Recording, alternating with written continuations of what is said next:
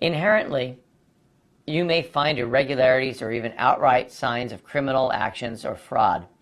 And it's important that management has established, implemented, and that they maintain controls to try to deter or detect these signs of frauds.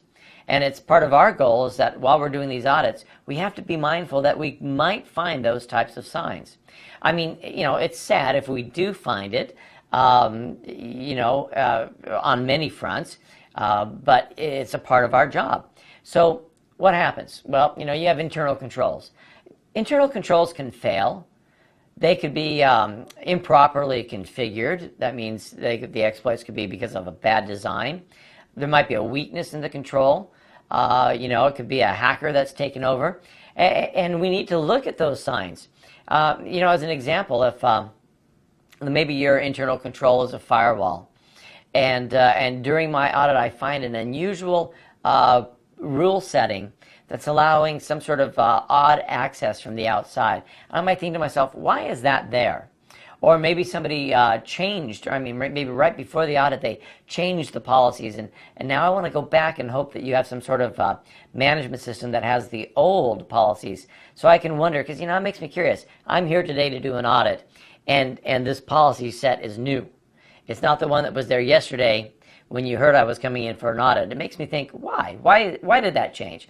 It very well could have been a part of a scheduled maintenance window, a plan change. That's great. But that's where you're looking and saying to yourself, asking these questions, about any signs of tampering or evidence that something is irregular, or maybe, like I said, an instance of fraud. All right, so kind of went all over the place with that, but I think you got the picture, right?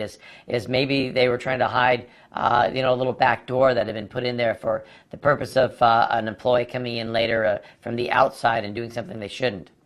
Now, many regulations will place responsibilities on management and the auditors to disclose any signs of fraud, whether it's material or not.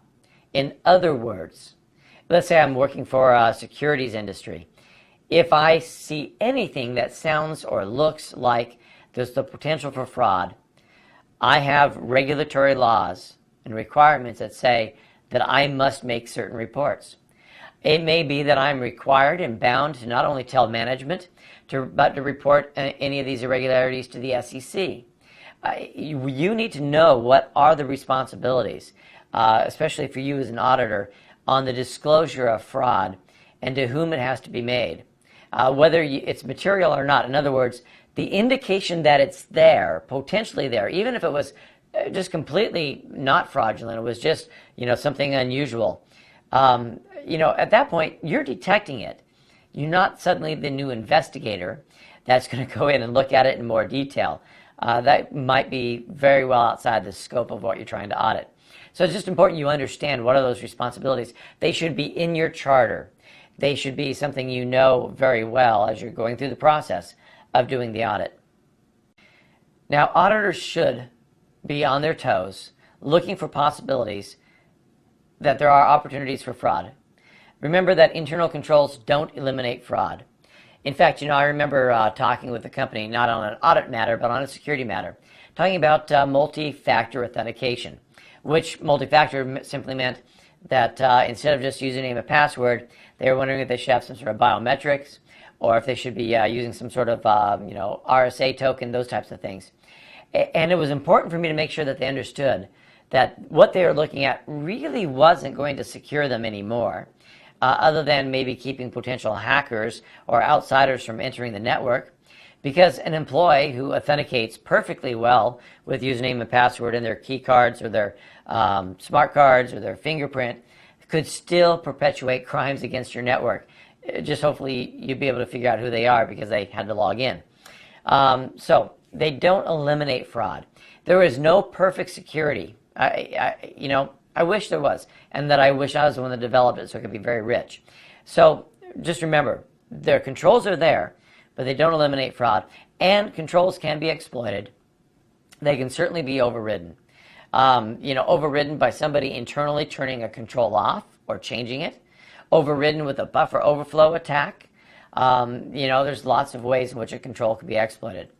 Now, if, again, an indication of fraud has been detected, you need to communicate the need for a more thorough investigation, not by yourself necessarily, but to the appropriate authorities, whether that's management, as I said, or other regulatory entities.